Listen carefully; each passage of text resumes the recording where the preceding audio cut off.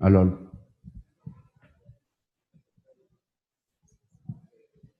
Vamos a empezar.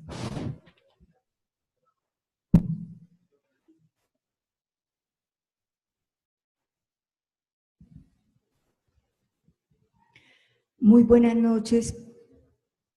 Estamos hoy aquí convocados para la reunión, la sesión ordinaria de la Academia de Medicina de Medellín, con fecha de miércoles 15 de agosto.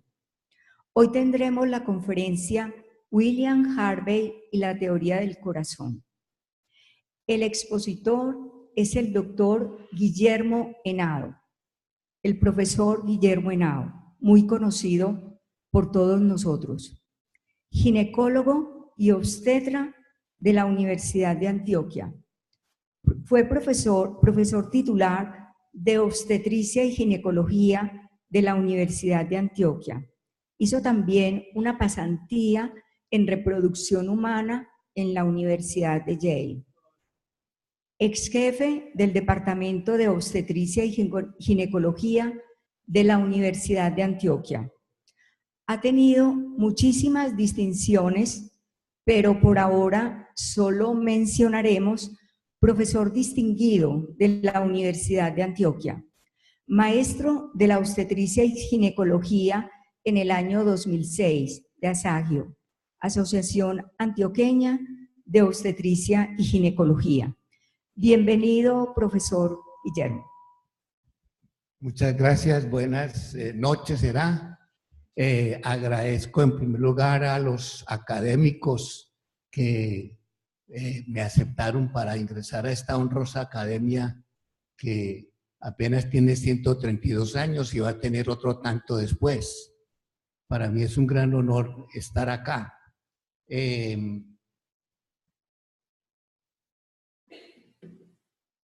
Yo fui a la academia, estaba empezando el profesorado hace, no sé si 50 o 100 años atrás, cuando estaba en la Universidad de Antioquia.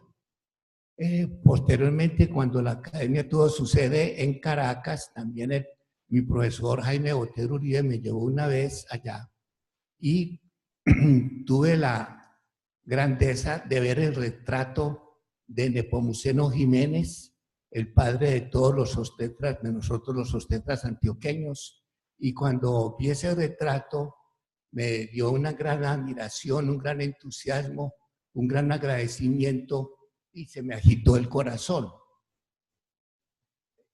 Repito, vi el retrato de Nepomuceno, me llené de alegría, de admiración, de agradecimiento y se me agitó el corazón.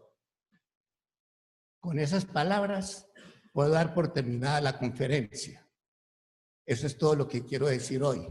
Pero voy a aprovechar las 3 horas que me dio la doctora Rocío para tratar de resumir en unos 40 minutos muy breves la extensa investigación que yo he tenido sobre este tema.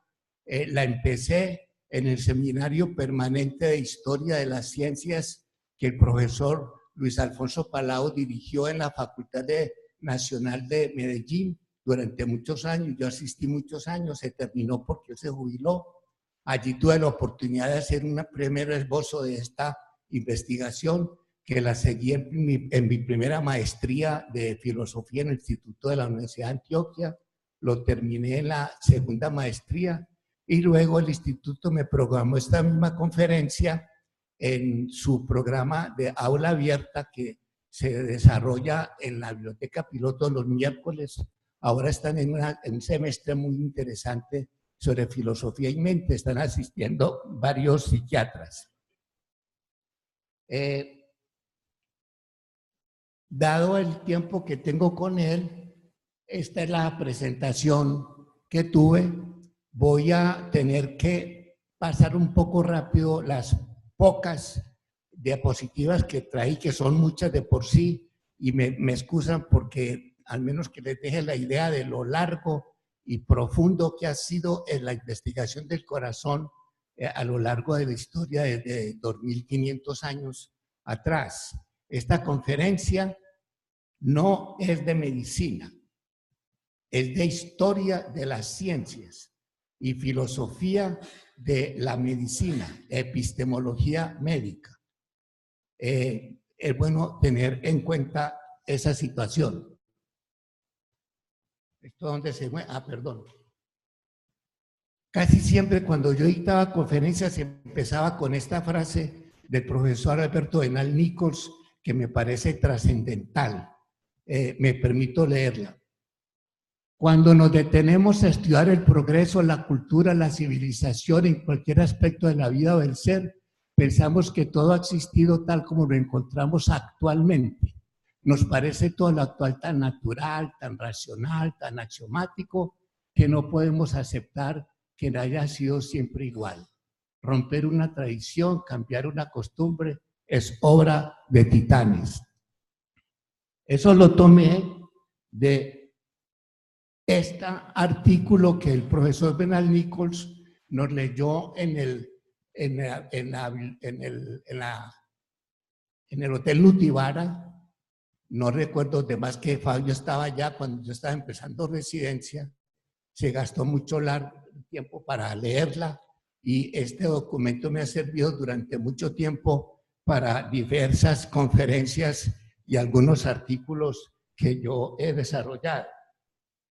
La conferencia que les he repartido está en este libro, donde tengo muchos artículos, 2 publicados, los demás inéditos, sobre epistemología médica e historia del Departamento de Obstetricia de la Universidad de Antioquia, que espero que la facultad me lo pueda publicar.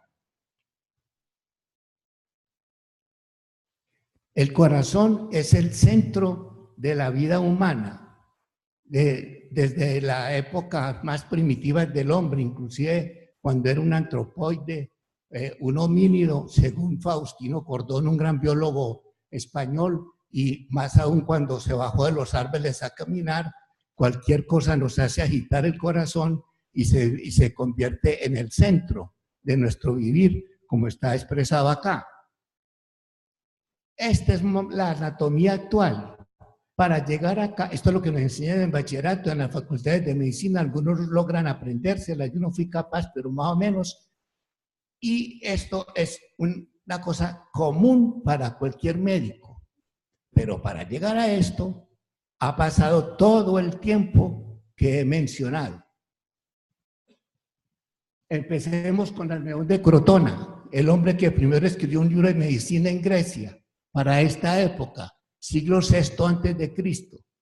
Y en ese libro dice nada más que el cerebro es el centro de la vida y la actividad mental desde esa época. Y sin embargo, después esto se olvidó. El mismo Aristóteles no creyó en esto. El más grande pensador, en mi opinión, de todos los tiempos. Y hizo estudios grandísimos. A él lo conocen por la filosofía, la metafísica, la lógica, etcétera, pero no todas las personas saben que es el más grande biólogo que ha habido hasta Darwin. Y la mayoría de sus libros son sobre la naturaleza y muchos de ellos sobre situaciones médicas, biológicas y anatómicas del cuerpo humano, pero con muchas concesiones que ahora nos pueden parecer risibles y que para esa época eran la verdadera ciencia del momento, la manera ahora absurda como describía la anatomía del corazón. Por ejemplo, el corazón recibe aire, es lo fundamental. Las arterias tienen aire, solo las venas tienen sangre. Incluso esa sangre nunca en ningún animal llega al cerebro. Sigamos. Otras descripciones de Aristóteles sobre cómo funciona el corazón, la aorta, ya la conocían. Aorta quiere decir colgada, suspendida, ese es lo que significa en griego. Y el principio fundamental es el calor. No es la circulación, es el calor el principio fundamental no solo de la vida, sino del corazón. Y retengamos ese concepto que después otro gran hombre lo va a, aprendiéndolo a Aristóteles, lo va a sostener. Sin embargo, reconoce que hay tracción y hay relajación en el corazón. El pulmón deriva su movimiento del corazón, no se mueve por sí mismo. El corazón es el que mueve el pulmón. El principio del alma se halla en el corazón. Aristóteles, en su hermoso libro que les recomiendo, que se llama Acerca del alma, uno de los libros más bellos que yo he leído, divide el alma en tres: alma sensitiva, alma nutritiva, aquí está la intelectiva, que no es para el caso, y todas dependen del corazón. El principio de este calor reside en el corazón. Esa es la base de su biología. El alma, por lo tanto, la razón, tiene su asiento ahí. El cerebro es el sitio de la inteligencia, pero no el cerebro. Este es ya otro autor, posterior a Aristóteles, Herófilo de Calcedonia, ya empieza a diferenciarse de Aristóteles y recuerda lo que Almeón de Crotona había dicho 3 siglos antes, que es el cerebro y no el corazón, el sitio de la inteligencia. Hace descripciones magníficas este investigador de la epiglotis, de los vasos, de las arterias, y es el primero que menciona los nervios que transportan humores, no aire ni otros conductos. Sigamos. El organismo está constituido por átomos rodeados de vacío. Esto ya lo habían dicho Leucipo, Demócrito, que no eran médicos, y posteriormente, en esta época muy cercana a este investigador, Epicuro, esa es la base, que es la tesis de graduación ya en filosofía, es el que ya demuestra categóricamente que son los átomos los que constituyen todos los cuerpos del universo. Tesis que fue olvidada, tesis que fue burlada por Leibniz, por el mismo Descartes, y que solo Newton recuperó en parte, y los grandes físicos del siglo XX, subatómicos, lo demuestran sin haber leído a Epicuro, porque ni el mismo Einstein leyó a Epicuro. En su hermoso libro de la física, Aventura del Pensamiento, le dedica un parrafito a Demócrito y jamás a Epicuro, que es el verdadero atomista de la historia. Llegamos a Galeno, de todos conocidos, el médico más grande de la historia. Escribió 400 libros, muchos perdidos, pero miren la cantidad de libros que escribió de todo, y además era un filósofo que aportó a la lógica aristotélica como filósofo. Él hace una serie de descripciones del corazón basadas en anatomías, porque él era experimentador en animales y supuso que así como los encontraba en ellos, estaba también en el cuerpo humano, pero él no exploró cuerpos humanos. Y por eso sus teorías sobre el corazón y sobre todo el funcionamiento del organismo, que pervivieron más de 1000 años, después se demuestran que la mayoría en este sentido estaban equivocadas. La sangre no circula, sino que es sometida a un vaivén, por ejemplo, dice Galeno.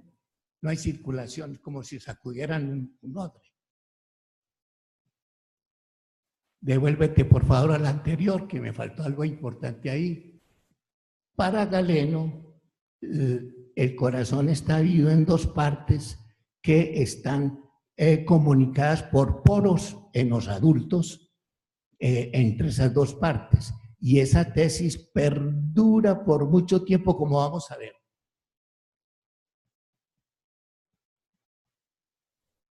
Ya aquí había un concepto de espíritus vitales, espíritus animales, que hoy en día son los neurotransmisores, etcétera, pero en esa época se llaman así, inclusive hasta en Descartes se mencionan de esta manera.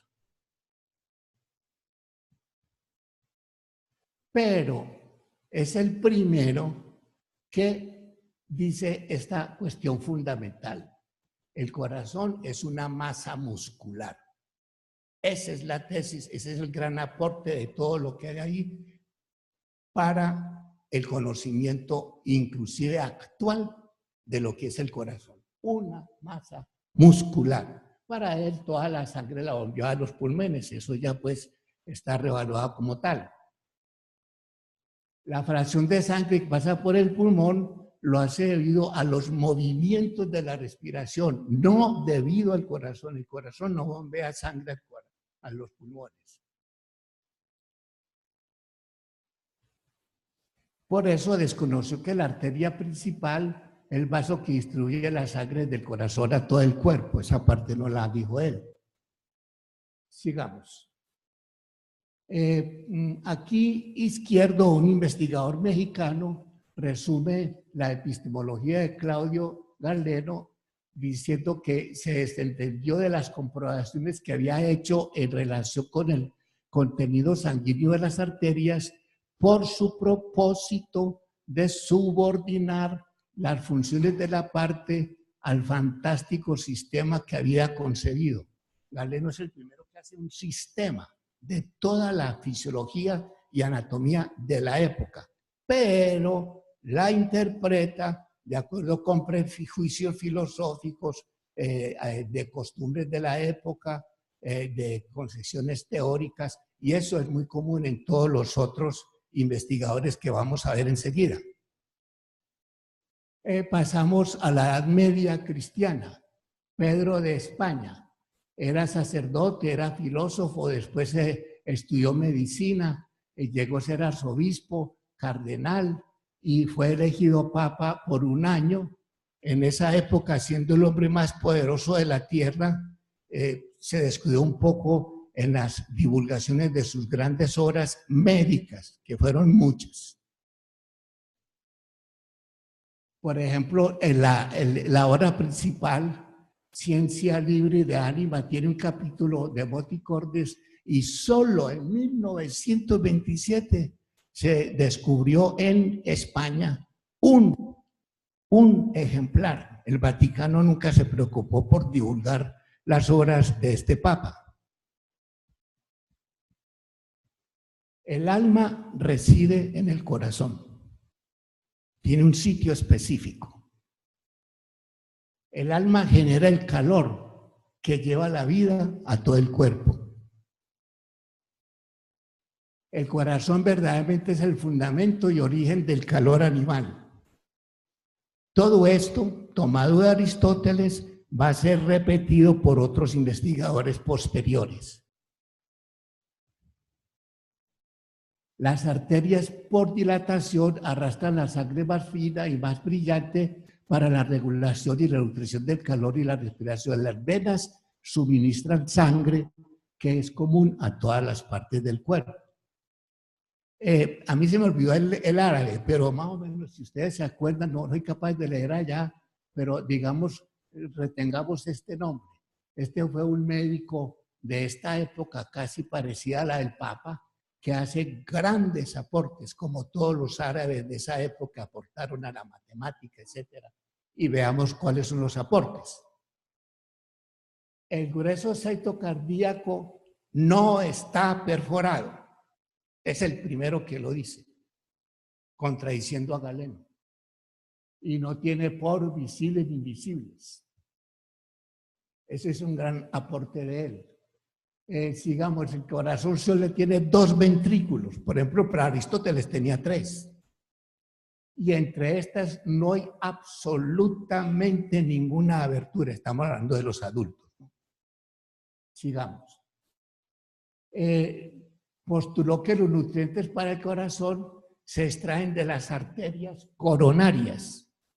Antes, inclusive para el mismo Aristóteles, para el mismo Galeno, venían del hígado. El hígado era lo fundamental para Galeno. ya él demuestra que son las arterias el que nutre el funcionamiento cardíaco, otro aporte grande.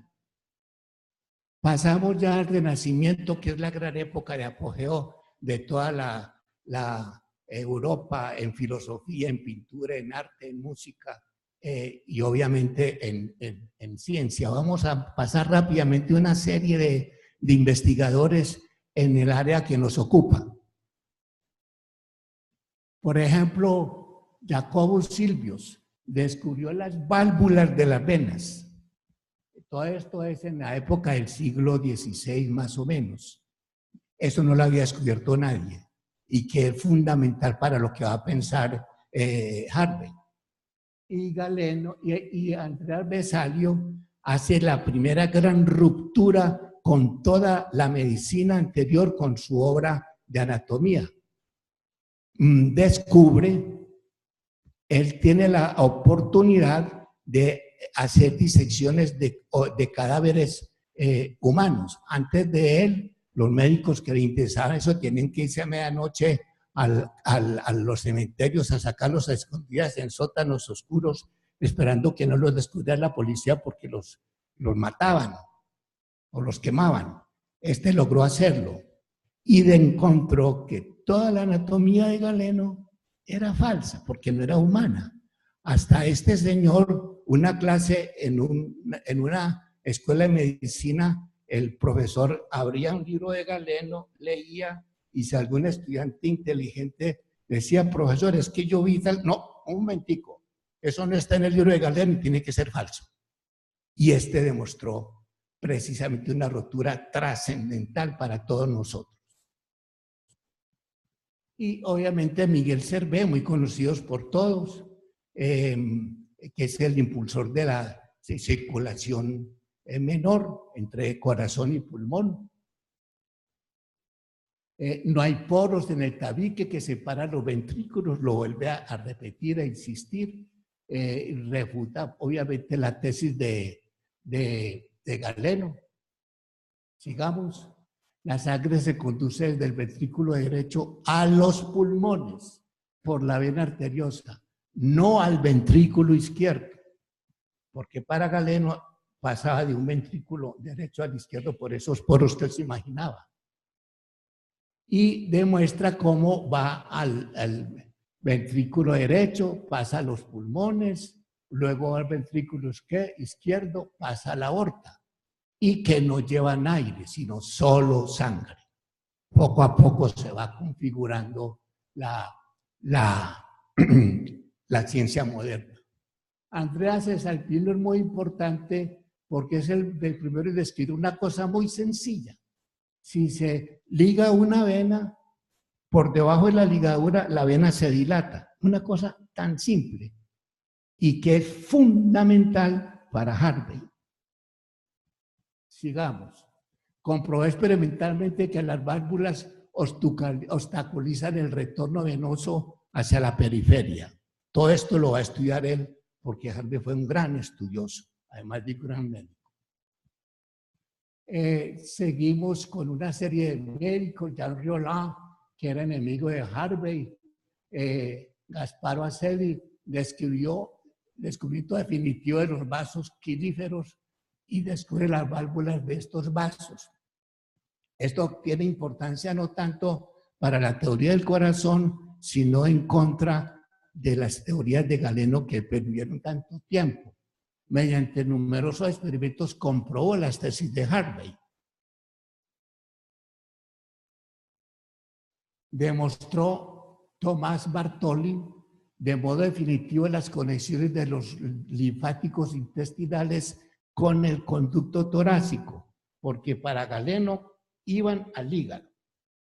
Y este demuestra que no era así. Y por lo tanto, cuando se comprobó que el kilo es absorbido por vasos especiales y que estos no conducen al hígado, sino directamente al torrente venoso, se derrumba la teoría galénica de la preeminencia del hígado, lo cual es trascendental porque hasta esa época todas las enfermedades prácticamente venían del hígado.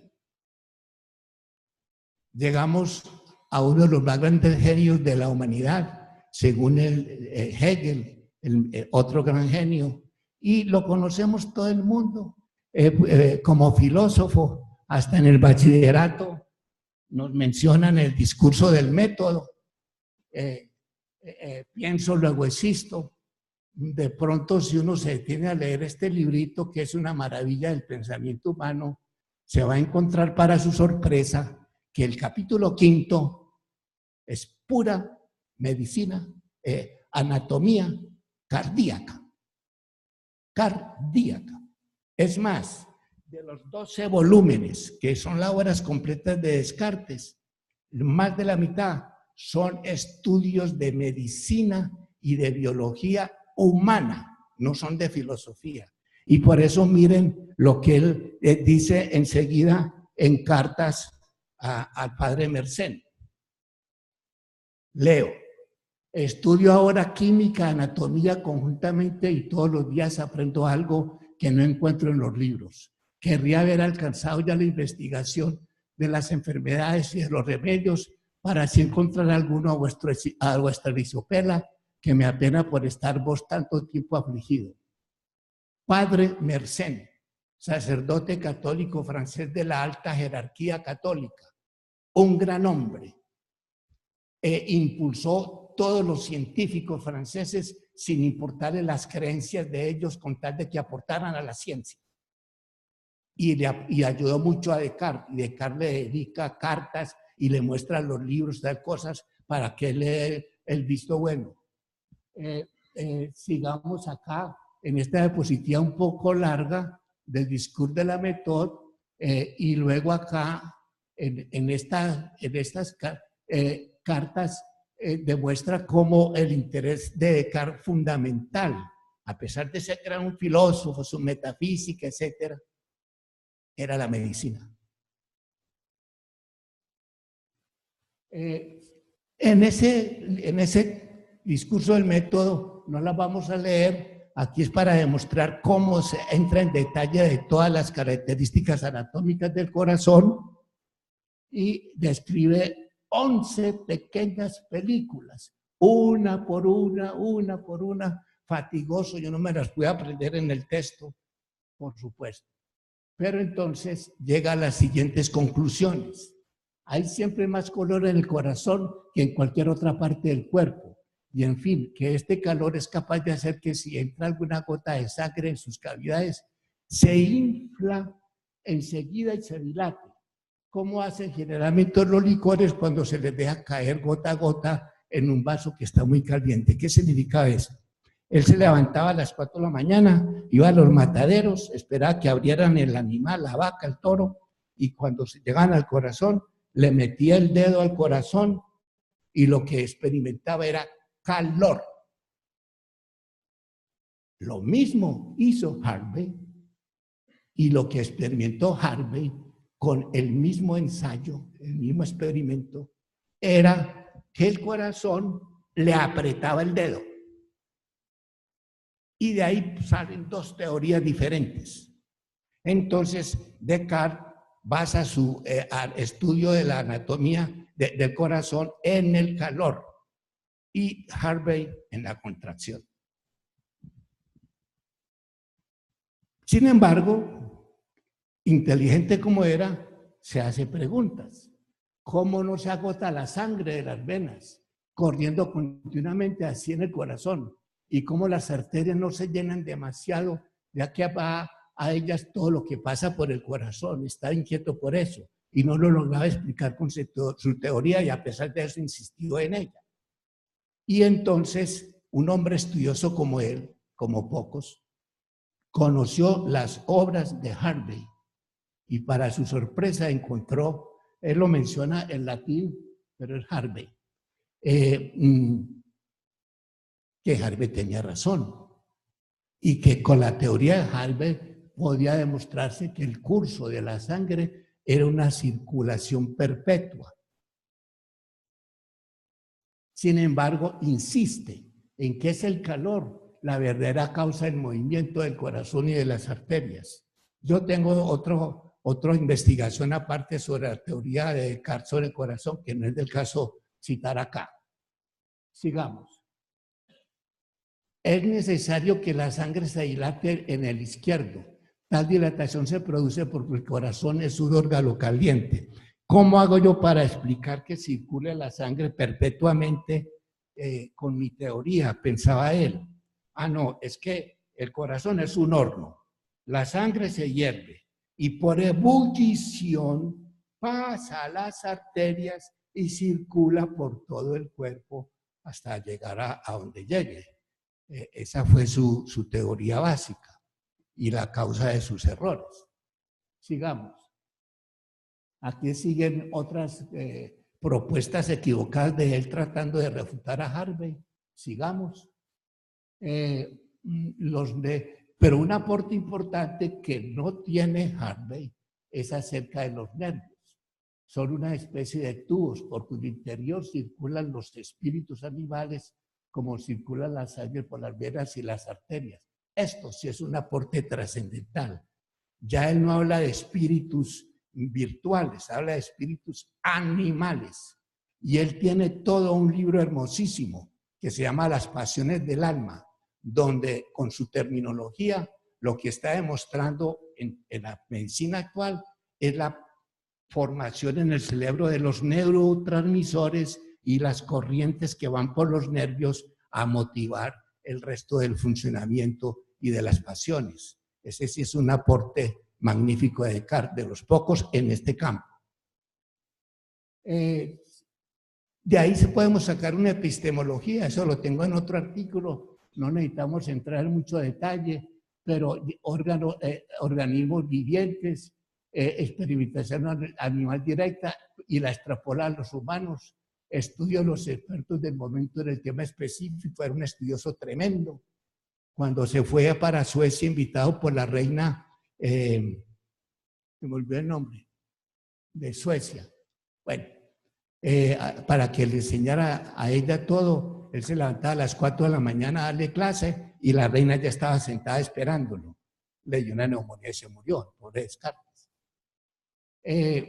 Sin embargo, todos sus hallazgos están en parte influidos por Aristóteles y en parte por sus prejuicios filosóficos de sus tesis deductivo-inductivos, que son lo contrario de lo que va a demostrar Harvey. Y sin embargo dice lo siguiente, qué belleza. Sin embargo, quiero que se piense bien que si lo que yo he escrito de esto aparece como falso, y era falso, todo el resto de mi filosofía, ya no vale nada. La importancia que él le dio a la medicina y a los estudios naturales. Tiene muchos libros de eso, no los cito. Y llegamos por fin, voy a empezar la conferencia si me dan tiempo. Este es el gran hombre. Paso rápidamente las diapositivas sobre su vida, son bastantes, pero entonces tuvo la fortuna de casarse con el médico del rey, con la hija del médico del rey, y eso le sirvió, además de que era un gran estudioso, para avanzar dentro de los reyes como médico. Fue médico de varios reyes, y uno de ellos que fue después, ¿hasta dónde vas tú? Se fue. Para que hay una publicación, Exercitaciones de Generación en Animalium, en Ámsterdam, libros de epigénesis y metamorfosis, no meramente estudió el corazón.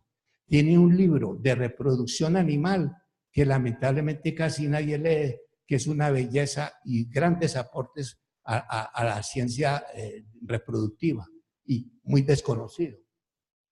Sigamos. Casi todas sus horas se perdieron en esas cuestiones políticas que tenía que ir con un rey porque estaba en desgracia, se le perdían muchas publicaciones. Lo conocemos por un libro solo, pero él escribió mucho y todo muy bien experimentado. Estas observaciones también le dieron pie para su tesis fundamental, porque es que se aplican cosas en la piel y circulan por todo el cuerpo. ¿Cómo así? ¿Por qué? ¿Cómo así para circular por todo el cuerpo? Ese es un ejemplo.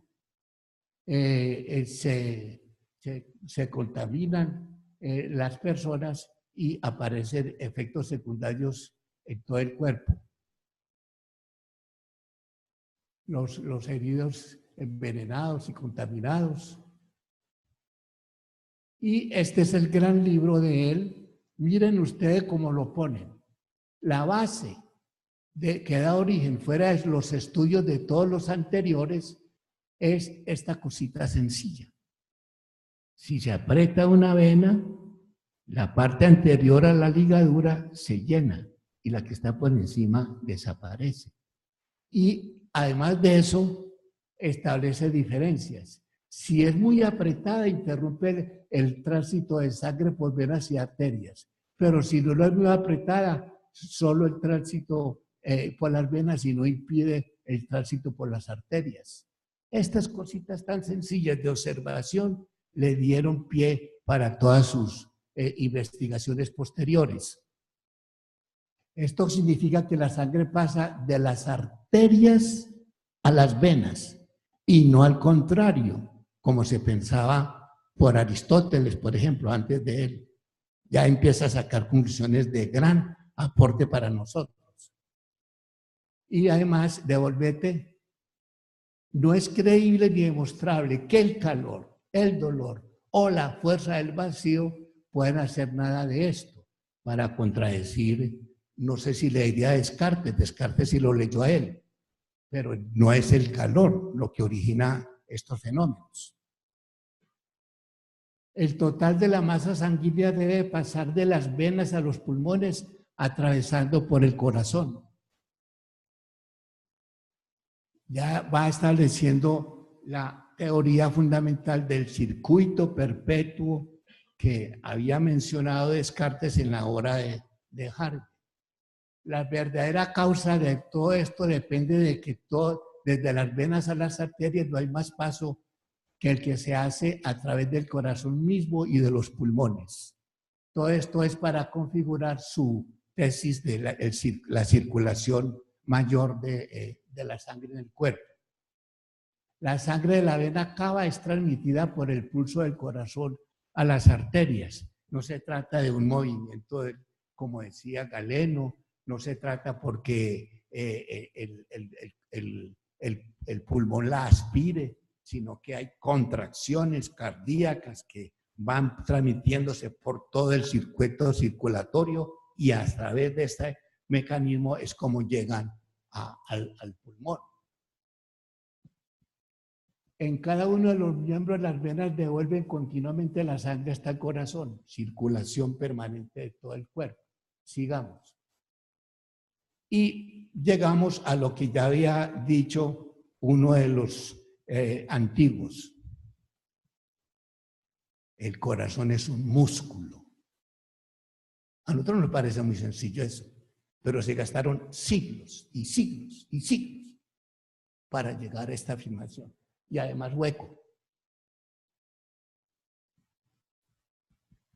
El corazón se vacía mientras se está contrayendo, porque Descartes decía que era mientras se dilataba, porque para él lo importante era que hirviera la sangre. Y para Harvey es que se contraiga, la expulse a las arterias. La arteria sí se dilata para que pase la sangre, pero el corazón se contrae. Todo eso nos parece a nosotros muy sencillo, pero en esa época son aportes trascendentales para la medicina. Y por eso dice el movimiento tenido como ya está, en realidad es la sístole. El corazón se va a enfriarse mientras se está contrayendo, ya lo había leído. Continuemos. Aquí hay otros detalles del movimiento de los ventrículos, de la sístole, que podemos obviarlos porque ya está dicho lo principal. Insiste en que no hay un tabique perforado entre los dos ventrículos. Sigamos adelante.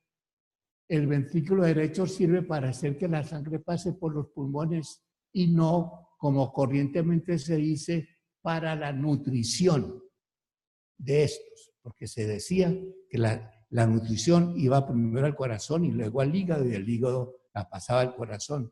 Tesis de Galeno. Él estudió muchísimo toda la historia anterior relacionada con esto, no era mente experimentador inmediato, sino que esos experimentos los sometía al estudio de la literatura y a su reflexión. La sangre entra a los ventrículos no porque esto la atraiga al dilatarse, sino porque es arrojada en su interior por el pulso de las aurículas. Quien investigue cuidadosamente estas cosas no solo dirá que todo el corazón es el primero en vivir y el último en morir, sino que las aurículas, o lo que la representa en otras especies, es el primero que vive en el corazón y el último que de él muere. Y aquí está la cuestión fundamental. Me detengo. La única función del corazón es la de hacer el transporte de la sangre hasta las extremidades, por medio de las arterias y a los pulmones. El pulso no es más que el impulso procedente del corazón que nos lleva la sangre. Y mire esta parte secundaria que para mí es muy importante. Si acaso el corazón, además de transportar y hacer el movimiento local y distributivo de la sangre, le añade alguna otra cosa, los sentimientos, el afecto, como decían antes, como el calor, espíritus o algo que la perfeccione, es cosa que dejamos para que averiguar después al colegirlo de otras observaciones. No tengo tiempo, pero si lo tuviera, buscaría con experimentos si eso que decían antes del corazón es cierto o falso. Por ahora, mis investigaciones me limitan a esto, y esto es lo que yo considero cierto, y nosotros también. Queda enteramente confirmado por la razón y por los medios de experimentos oculares que no es posible que la sangre se derive de los alimentos. Sigamos. Digamos que hemos terminado entonces esa parte histórica. Lo que sigue va a ser ya de tipo un poquito más elevado, más filosófico, epistemológico, como conclusiones, unas de Harvey y otras mías. Harvey se basa en la observación empírica, se basa en el proceso inductivo, no deductivo, como hacía Descartes. Inductivo quiere decir que yo experimento lo local, lo particular, lo singular, y a partir de ello voy elevando en mi investigación hasta sacar conclusiones. Pero no al revés. Primero tomo unos principios abstractos y quiero aplicarlos a los fenómenos particulares, como hacía Descartes. Hipótesis para experimentar y comprobar con experimentación. Elaboración de modelos y experimentos. Deducción de conocimientos generales a partir de la observación empírica. Eso no es lo que hacemos ahora. Así no es como trabajan los investigadores médicos. No hablo de los filósofos. Esos son aportes trascendentales a la humanidad de este señor. Claro que obviamente tenía sus enemigos. Su teoría era muy concreta a la parte cardíaca. No era como Galeno o Aristóteles o Descartes, que querían, con base en una observación, dar una explicación de todo el conjunto del organismo humano. Yo estoy experimentando, estudiando el corazón, y estas son mis conclusiones. Sigamos. La precisión de sus observaciones estableció un modelo para futuras investigaciones biológicas, para todas las que hay. Sus descubrimientos sientan bases firmes de la investigación científica. Usó del racionamiento cuantitativo en la medicina, no quiere traerse diapositivas por resumen, pero todos esos experimentos de él hacía cálculos aritméticos, divisiones, multiplicaciones, sumas, a base de las 4 operaciones, y cuantificaba sus observaciones. Es quizás el primero en la historia de la medicina que cuantifica lo que va encontrando en sus investigaciones. Omitió el papel de los capilares por carecer de microscopio, describe con precisión el funcionamiento del aparato circulatorio dentro del campo experimental empleado. Sus conclusiones son acertadas y establecen la base de la medicina experimental. Ese es el gran aporte de él desde el punto de vista epistemológico. Su metodología no es la aplicación de conceptos generales de diferente origen que guíen la experimentación. No parte de especulaciones filosóficas, como hacía Descartes. Por el contrario, la experimentación conduce a elaborar conceptos generales que permiten nuestras investigaciones. Es lo que hacemos todos, los que investigan. Entonces, mis preguntas, estas ya son preguntas mías. ¿Son científicas las investigaciones experimentales de Harvey, de sus antecesores y los investigadores, en especial en la biología? ¿Por qué hago esa pregunta? Porque grandes filósofos e epistemólogos, por ejemplo, del siglo XX, Karl Popper y los del Círculo de Viena, dicen que las investigaciones inductivas no son ciencia. Popper, por ejemplo, denigraba, inclusive Bertrand Russell, denigraban de las investigaciones de Iván Pavlov sobre los reflejos condicionados. Eso no es ciencia. La inducción no es ciencia. Y la investigación médica, no filosófica, demuestra con Harvey y muchos otros que es a partir de la inducción como podemos hacer la verdadera ciencia.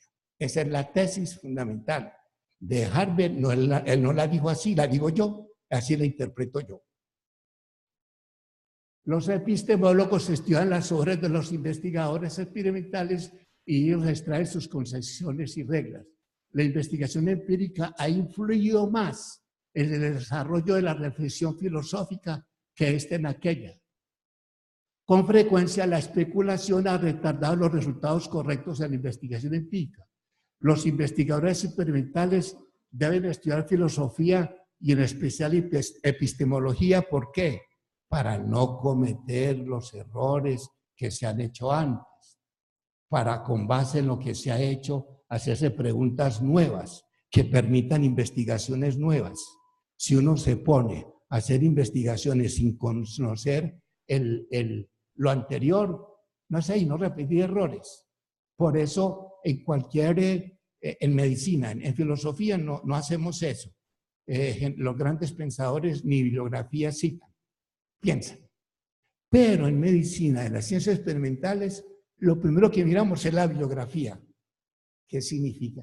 Nosotros en filosofía, bibliografía de cualquier manera diferente a criterio de uno, no hay unas normas establecidas.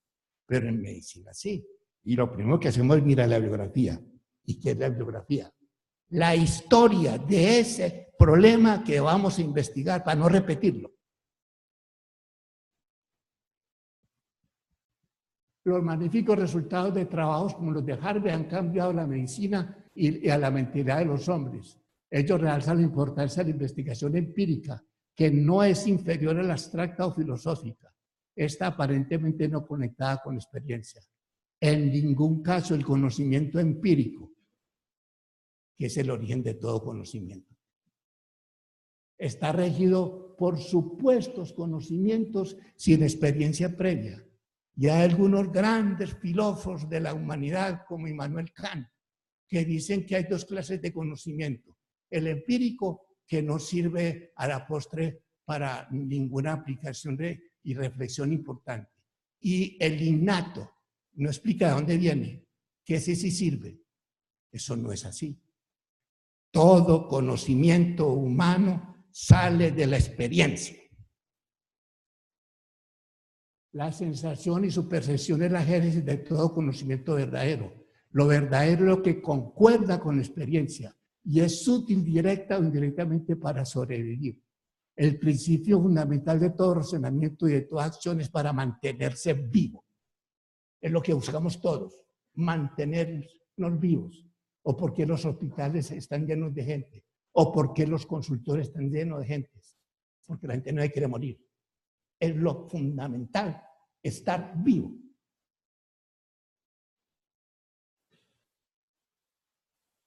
La inducción es la génesis del conocimiento primero y la deducción requiere de inducción previa, así sea muy inmediata. La analogía permite percibir cosas o aspectos de cosas conocidas mediante la experiencia personal y directa y compararlas con otras menos conocidas o no conocibles, pero deducibles, siempre y cuando sean acordes con la experiencia. Sigamos. Los mismos fenómenos observados y descritos con bastante similitud son interpretados de manera diferente según los prejuicios y presupuestos ideológicos extracientíficos de cada observador. La experimentación permite eliminar con argumentos más sólidos las falsas creencias, prejuicios, suposiciones, mitos, que toda la humanidad desde un principio está llena de todo eso. Y poco a poco se han gastado siglos y faltan más para destruir todas esas mentiras y esas falsedades y esos mitos que no hacen sino distorsionar la convivencia mutua entre los hombres. La investigación ha de tener aplicaciones que permitan sobrevivir mejor a mayor número de personas. ¿Y para qué publican todos estos señores eso? Para que la gente los conozca. Y mientras más gente lo conozca, mejor. Por eso lamento que el Papa Juan XXI no haya impulsado sus obras, para que las conocieran más personas, con todo el poder que él tenía. No debe ser privilegio de unos pocos, ni expresarse en términos que requieran intérpretes expertos, ni ocultarse para que no sirvan a otras personas. Ocultar conocimiento. Y peor en un profesor. El profesor debe dar todo lo que sabe. Y su objetivo es que el discípulo sea superior a él. Y para eso tiene que darle todo lo que sabe. Terminamos con unas pequeñas cosas que también tengo que leer. Miren a Galeno. Corto y hábil es el sendero de la especulación, pero no conduce a ninguna parte, si es especulación pura. Largo y penoso es el camino de la experimentación, pero nos lleva a conocer la verdad. Y me excusan esta tan larga de Harvey, ya casi termino, cuando reflexiono sobre cada uno de los problemas que pueden ser planteados en todas las partes de la medicina, de la fisiología, de la patología, de la semiótica, de la terapéutica. Mire, lo conocía todo, lo estudiaba todo, un gran hombre. Y considero que a la luz de las verdades aquí consignadas, resulta posible resolver muchas de las dudas y dilucidar las cosas oscuras. Contemplo un campo tan dilatado que no solo el tratar de recorrerlo me llevaría demasiado lejos, sino que me obligaría a rebasar el plan que me tracé para este volumen, estudiar el corazón. Y todo lo otro, yo sé que hay grandes cosas de investigar, pero no puedo, no tengo tiempo, un solo hombre no puede hacer todo eso. Y aún quizás no podría terminarlo ni hasta el fin de mi vida. El conocimiento es infinito, porque el universo es infinito, y nunca habrá término para una investigación. Se logra hacer una opinión, se puede tener un resultado, se puede crear una verdad y luego eso nos da a otras preguntas, a otras investigaciones y sigue de manera infinita, inagotable. No un solo hombre ni un solo grupo de investigación. Todos los hombres tenemos que participar en esto. Y llego a Carlos Escobar Gónima, el gran profesor.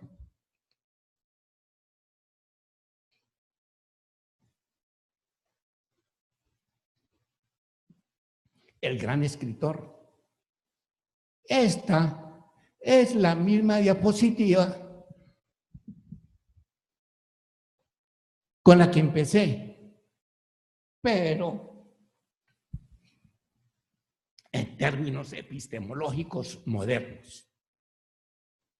Aun cuando en apariencia la ruptura con la mentalidad de un tiempo parezca una tarea menor, ella es precisamente la principal dificultad en el orden epistemológico de quien afronta la tarea de conocer.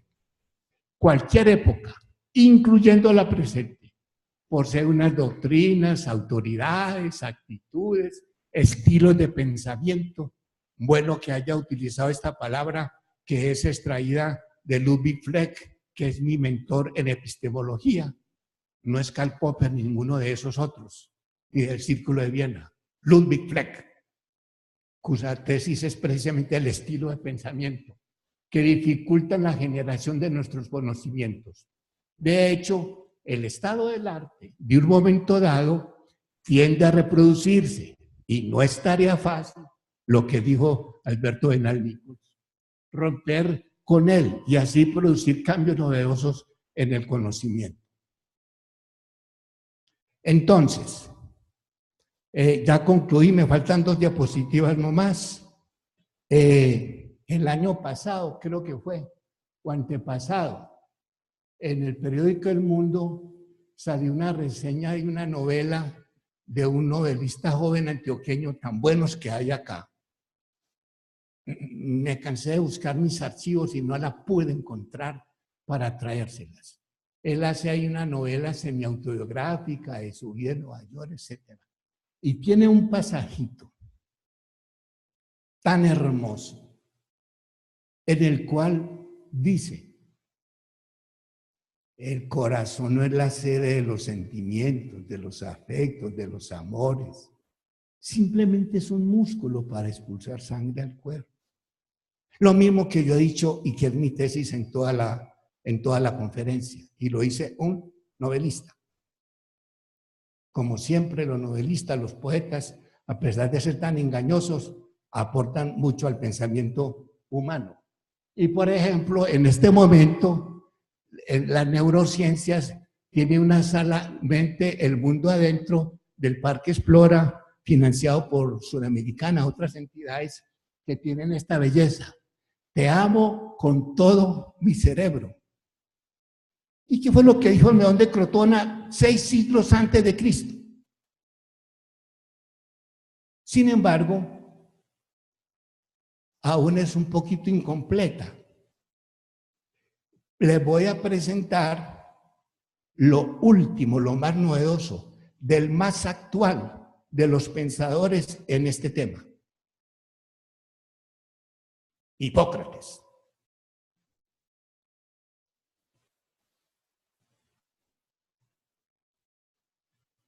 En su libro sobre la enfermedad sagrada, lo leo. Dicen algunos que pensamos con el corazón y que este es el órgano que se aflige y se preocupa, pero no es así. Que el corazón y el diafragma perciben con especial sensibilidad. Lo que yo dije cuando vi el retrato de mi padre obstétrico. Se me agitó el corazón. Y ahorita el profesor Tiberio Álvarez me contaba antes de empezar la clase que en Francia, cuando se encontró con Ingrid Bergman, se le agitaba el corazón. Claro que se agita. No obstante, de la capacidad de comprensión no participa ni uno ni otro, sino que el responsable de todo es el cerebro. Sin embargo, mis investigaciones, que no han terminado, yo sigo escribiendo de otra manera sobre este tema, porque desde el punto de vista médico, pues podemos hablar de catecolaminas, todo eso, vemos los afectos, la admiración, los deseos sexuales, la ira, el odio, nos agitan las suprarrenales, se producen sustancias que finalmente van a agitar el corazón. No se originan ahí para hacer el otro círculo, es al contrario. Sin embargo, la tesis que estoy desarrollando en mis otras investigaciones, obviamente parten de Hipócrates, pero le agrego una pequeña cosita. Todo esto no es meramente el cerebro, es todo el cuerpo. Pasa la siguiente. Como si alguno está interesado en el artículo que repartí, aquí tengo algunos, pueden escribirme a ese correo y con mucho gusto le mando ese artículo o cualquiera otro, no solo de los que yo escribo, sino de los que tengo sobre temas relacionados. Muchas gracias.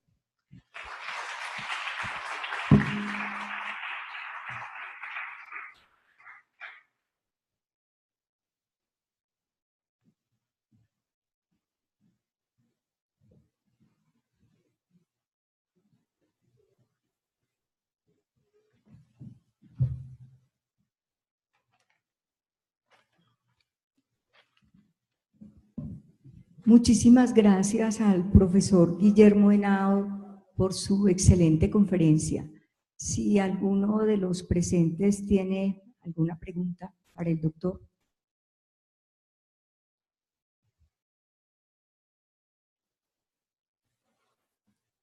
Sí, doctor.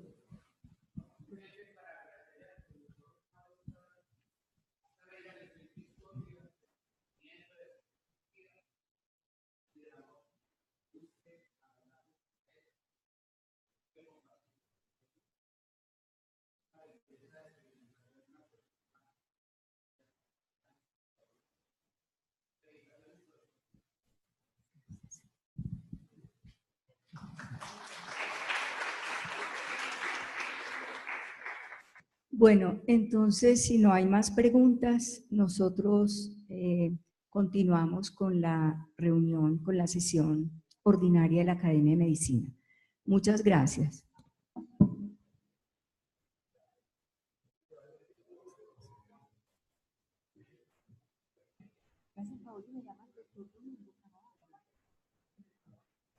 Domingo,